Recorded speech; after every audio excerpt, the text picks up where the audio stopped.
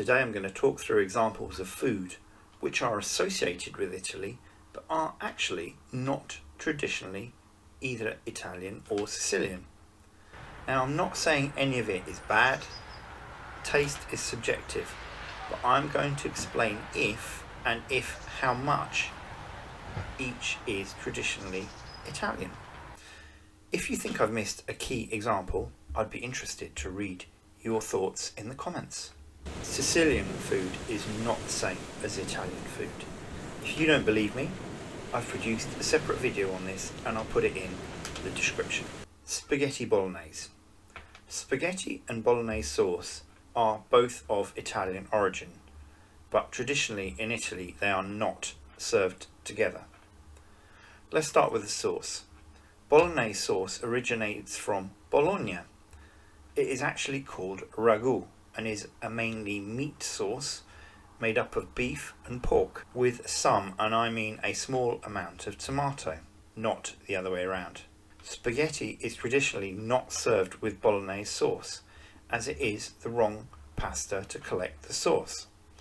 It's more traditional to use tagliatelle and also some pasta shapes.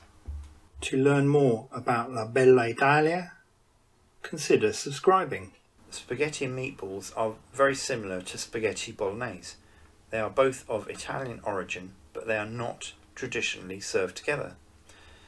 Italian meatballs, called polpette, are typically fried and eaten as a side dish with or without sauce.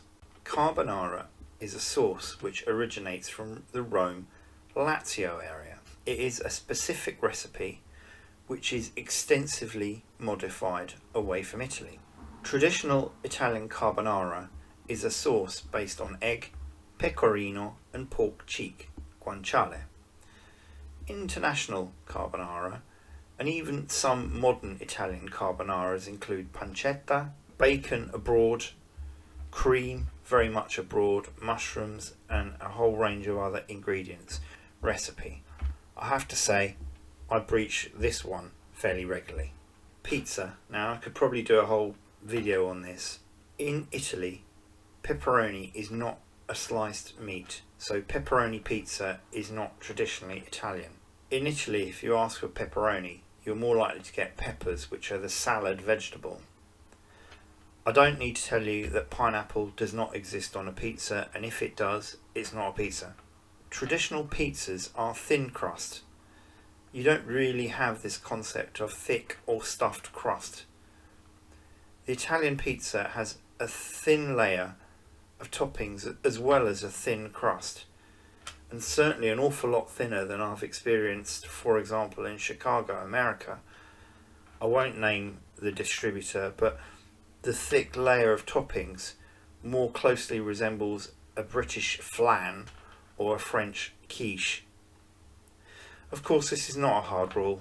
Sicilians enjoy sfincione in the Palermo area, which has a fairly thick base, but again it's got some quite specific thin set of toppings.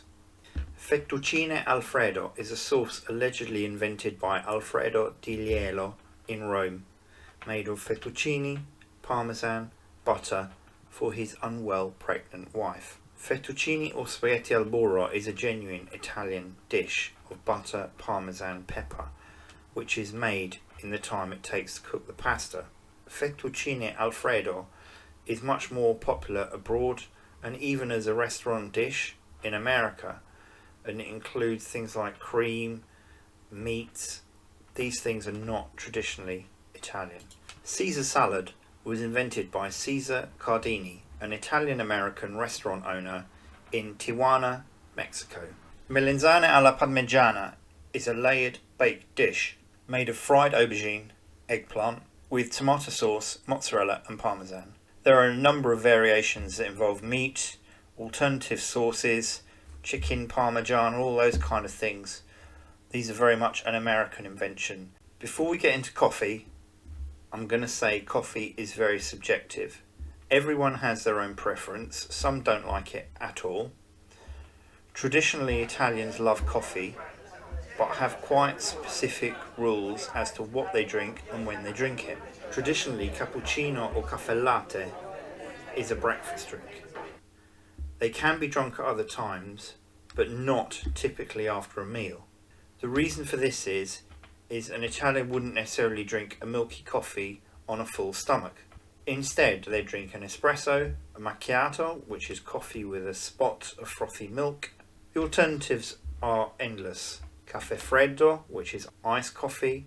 Caffè corretto, which is hot espresso laced with alcohol, such as grappa. Of course, globally, people, including me, will get whatever coffee they feel like at any time they feel like. The traditional Italian dish is baked pasta and 4 cheeses, which vary in taste and texture. Mac and cheese or macaroni cheese is an international dish where the number and combination of cheeses has no particular rule. Pesto Genovese, the green pesto, is made from basil from Liguria in northern Italy. This is the original pesto. Pesto alla Siciliana, also known as pesto trapanese, this is typically made of ingredients more usually found in Sicily. Every other type of pesto, however delicious it is not traditionally Italian. And remember, one of the favourite activities of Italians is to argue over food. Buon appetito!